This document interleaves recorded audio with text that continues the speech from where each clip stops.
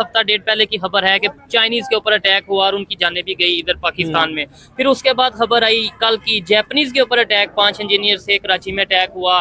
फिर आज ये खबर है कि सऊदीया का जो एक सिटीजन था इस्लामाबाद में, उसे किडनैप ही कर लिया गया है। क्या कहना चाहेंगे? सबसे पहले तो ये बताएं, ऐसी खबरों से इंटरनेशनल लेवल पे जो दूसरे कंट्रीज हैं, जो फॉरेनर हैं, जो यहाँ पे आते हैं, या बिजनेस के हवाले से या ओवरऑल क्या उनके ऊपर इम्पैक्ट पड़ता है या क्या इमेज जाता है पाकिस्तान का? देखें, बिस्मिल्लाहिर्रहमानिर्रहीम, यक नब्दु व यक नस्तईन। सबसे पहली बात तो ये कि देखें ये सारी चीज़ होती है अंडर प्रेशर, ठीक है। स्टेबलाइजेशन हमारे मुल्क में होना ज़रूरी है। एक हरारकी बनी हुई होती है यहाँ पे, हर दूसरे महकमे में, हर दूसरी जगह पे एक प्रेशराइज बिल्कुल बंदे को किया जाता है। और इस तरीके का हमारी इन्वायरमेंट बनी हुई है कि कोई भी कंट्री या हमारे यहाँ पे इन्वेस्ट नहीं करना चाहेगी सब, क्योंकि इकोनॉमिकल स्टेबिलिटी नहीं है। वैसे सऊदीया के हवाले से खबर थी $5 बिलियन की, ये एक हफ्ते पहले की खबर थी और बड़ा मैं खुश हुआ था, बड़े पाकिस्तानी खुश हुए कि $5 बिलियन की इन्वेस्टमेंट सऊदी अरेबिया कर रहा है। आईटी के प्लानिंग कर रहा था, मतलब वो सोच रहे थे आईटी के डिपार्टमेंट में, एग्रीकल्चर में, माइनिंग में। तो अब ये खबर आ रही है, अब क्या लगता है कि सऊदीया सोचेगा कि यार यहाँ पे इन्वेस्टमेंट करनी है या नहीं? देखिए, सबसे बड़ी बात यह है कि इस तरीके की हेल्प, बिल्कुल इस तरह की चीज़ें इंसान को हेल्प देती है, कंट्रीज को हेल्प देती है, लेकिन जब तक इंसान खुद सीरियस नहीं हो, कोई कंट्री को सीरियस नहीं हो इस मामले में, तो कुछ नहीं हो सकता। चाहे 5 बिलियन या 10 बिलियन की क्यों ना करे, हमारे आईटी सेक्टर को लेके हमारे अपने मिनिस्टर्स, हमारे अपने पॉलिटिशियंस अगर तो इतना सीरियस होते तो कोविड के टाइम पे जिस ऊंचाइयों पे पाकिस्तान था, तो वहाँ से एकदम वो डाउनफॉल करके नीचे नहीं आता। वो खुद आईटी को सीरियस नहीं लेते, किसी दूसरी कंट्री के इन्वेस्ट करने से कुछ नहीं होता इस तरीके से, ठीक हो गया। ठीक है। और इकोनॉमिकल स्टेबिलिटी सिर्फ एक सऊदीया कंट्री है, इन्वेस्ट किसने नहीं किया पाकिस्तान में? पाकिस्तान में चाइना ने इन्वेस्ट किया, सऊदीया ने इन्वेस्ट किया, मजीद कंट्रीज इन्वेस्ट करके गई। इवन नहीं, लेकिन अब तो कंपनीज वापस जाती नजर आ रही हैं। अब मुझे वैसे तो डेफिनेटली यूएस की भी इन्वेस्टमेंट होगी, बहुत से कंट्रीज की होगी, लेकिन बहुत माइनर सी, बहुत हल्की सी इन्वेस्टमेंट। 1.5 साल से पिछले गूगल जो है एज अ कंपनी पाकिस्तान में रजिस्टर्ड है, लेकिन अच्छा। उसने अब तक पाकिस्तान में अपने कोई शुरू नहीं की अपनी कंपनी, या बिल्कुल कोई कंडीशन काम ही नहीं शुरू किया। उसकी क्या रीजन है सर? देखिए, वही बात मैं कहने लगा था कि ये सब चीजें आपकी डिपेंड करती हैं आपकी इकोनॉमिकल कंडीशन पे, और पॉलिटिकल स्टेबिलिटी। बिल्कुल, इकोनॉमिकल स्टेबिलिटी आती ही पॉलिटिकल स्टेबिलिटी से। आपके पिछले 2 साल से हमारे मुल्क में जो हालात चल रहे हैं और पॉलिटिकल डिस्टेबलाइजेशन हुई है, उसके ऊपर लेके कौन इन्वेस्ट करेगा? अब आज की मिसाल ले लें, आज बाई इलेक्शन है, तो ये मेरे मोबाइल के अंदर मैं यहाँ पे बैठा हूँ, डाटा बिल्कुल नहीं आ रहा, क्यों? कुछ भी नहीं पता, इंटरनेट सर्विस सारी बंद है, किसी को नहीं पता कौन सी कंपनी आती है। यूट्यूब के साथ क्या हुआ था हमारे साथ पिछले 2011-12 में हुआ था, पता नहीं। बिल्कुल ऐसे ही है। अभी ट्विटर के साथ क्या हो रहा है? ट्विटर के साथ अब मुझे समझ में नहीं आता पाकिस्तान की नेशनल सिक्योरिटी को ऐसा कौन सा थ्रेट है ट्विटर की तरफ से? क्या बम निकल के आ जाना है ट्विटर से? ठीक है, कुछ भी नहीं समझ में नहीं। बाकी दुनिया अगर खास तौर पे अगर इन्वेस्टमेंट की जैसे हम बात कर रहे हैं,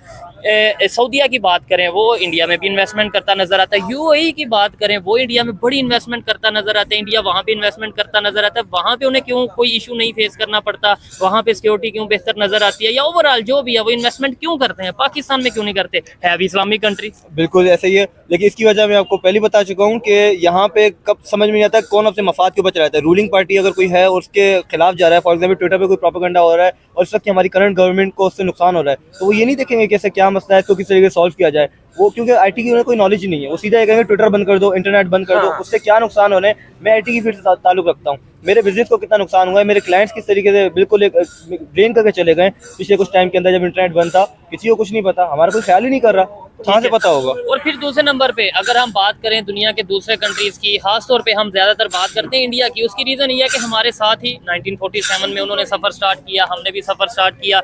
आज आईटी में वो किधर है? क्या कंपैरिजन तो दूर की बात, हम आपको लगता है कि नजदीक भी जाते हैं आईटी में?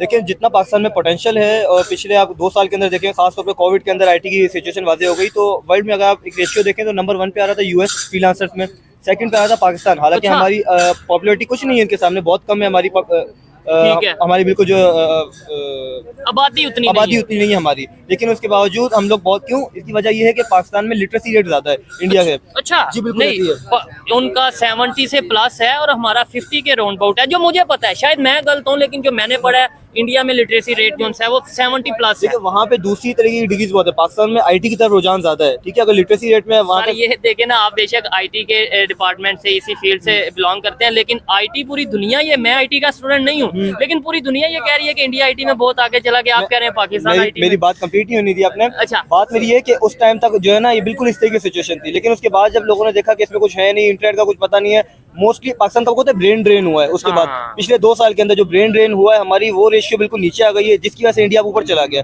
करंट सिचुएशन में बात करें तो इंडिया बिल्कुल पाकिस्तान से ऊपर है, इसको मैं डिनाई नहीं कर रहा। ठीक है। लेकिन पास में हमारे पास एक लकब था जिसको हमने अपने पास होल्ड नहीं किया, उस टाइटल को हमने अपने पास से जाने दिया।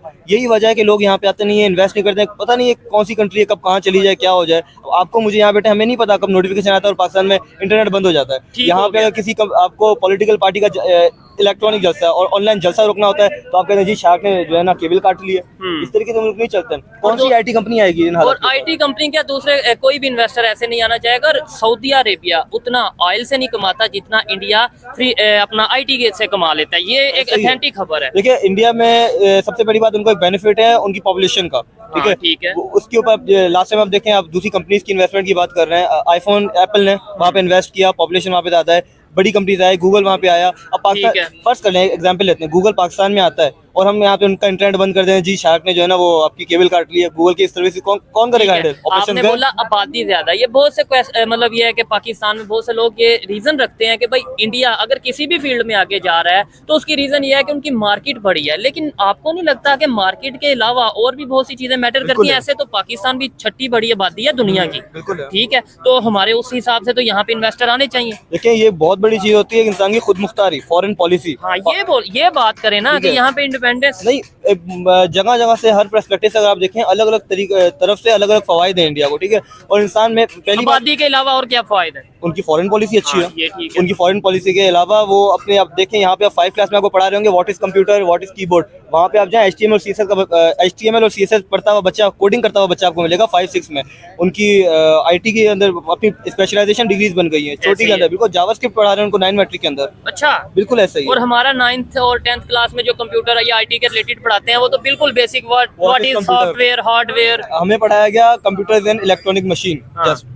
ये 9th 10th क्लास में। बिल्कुल। और उधर 9th 10th क्लास में क्या पढ़ाया जाता है? जावास्क्रिप्ट पढ़ाई जा रही है, प्रोग्रामिंग पढ़ाई जा रही है। अगर आपसे कोई पूछे कि भाई आपको कैसे पता है कि उधर ये पढ़ाया जा रहा है? देखें शुरू में मैंने अर्ज किया कि मैं फ्रीलांसर हूं और फ्रीलांसिंग में रहते हुए बियॉन्ड दी बॉर्डर्स मेरे काफी ताल्लुक आते हैं। ठीक है, यूएसए में, हाँ। इंडिया में, इवन के कुछ लोग ऐसे हैं जिनको मैं इंडिया तक आउटरीच करता हूं ताकि हम लोग कोलैबोरेशन करके काम कर सकें। ठीक है। इंडिया में कुछ जानने वाले हैं वो इस तरीके से बताता हूं। जबरदस्त, ऐसे ही है। और ये चीज तो मुझे भी आइडिया था, लेकिन ये क्वेश्चन किया, अच्छा इंडिया में जिन लोगों के साथ आप काम करते हैं उनकी जो एक मेंटेलिटी होती है या एक प्रोफेशनलिज्म होता है उसमें और हमारे लोगों में क्या फर्क नजर आता है आपको? उनकी एजुकेशन में और हमारी एजुकेशन में क्या फर्क नजर आता है? और सबसे बड़ी बात, जब आप एक इंडियन से बात करते हैं तो क्या लगता है वो अपने नेशन को लेके कितना लॉयल है, कितना सिंसियर है, और हम कितने सिंसियर हैं?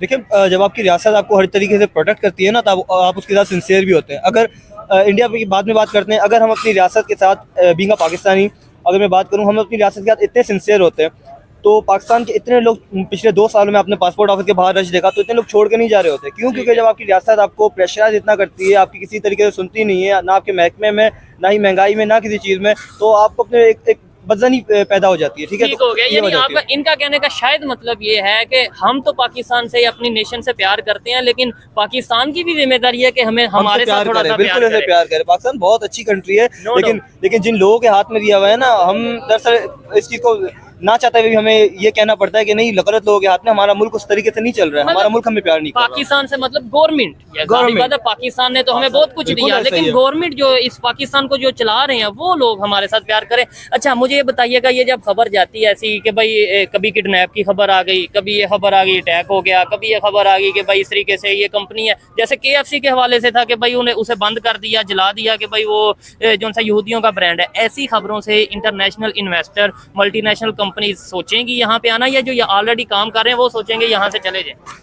देखिए KFC पे तो मैं अपना पॉइंट क्लियर करता रहूँ कि अगर आप इस तरीके की बात करें तो मैं खुद इस चीज़ के हक में नहीं हूँ कि आप पाकिस्तानी प्रोडक्ट से अलावा किसी और को सपोर्ट करें। नहीं, मैं भी ओपनली कहता हूँ मेड इन पाकिस्तान को सबसे ज्यादा प्रमोट करें, बिल्कुल ऐसे ही है। लेकिन जो दूसरी, अगर आपने किसी दूसरे मतलब ये सोच के कि भाई ये यहूदी या नॉन मुस्लिम या किसी की कंपनी है तो फिर ये मोबाइल किसने बनाया? ना वो चीज़ आपकी बिल्कुल गलत है कि आप इसको बिल्कुल ही नहीं करें, लेकिन अगर आपके पास जिस चीज़ का अल्टरनेटिव मौजूद है हाँ। पाकिस्तानी, आप उस तरफ जाएं। अल्टरनेटिव मौजूद नहीं है तो बिल्कुल उन्होंने बनाया, आप उस चीज़ को कंज्यूम करें, उसको कंज्यूम करके उसे ज़्यादा आगे बढ़ने की और कोशिश नहीं करें। यूज करनी ना करें, लेकिन हाँ। यह कि इस तरीके से जलाओ कराओ, जलाओ ये गिराओ वो नहीं करना मतलब चाहिए, गवर्नमेंट बिल्कुल। के ये काम है ना कि इस कंपनी को यहाँ होना चाहिए या नहीं होना चाहिए, ये हमारा आपका काम नहीं है कि मैं जाके फैसला कर दूं।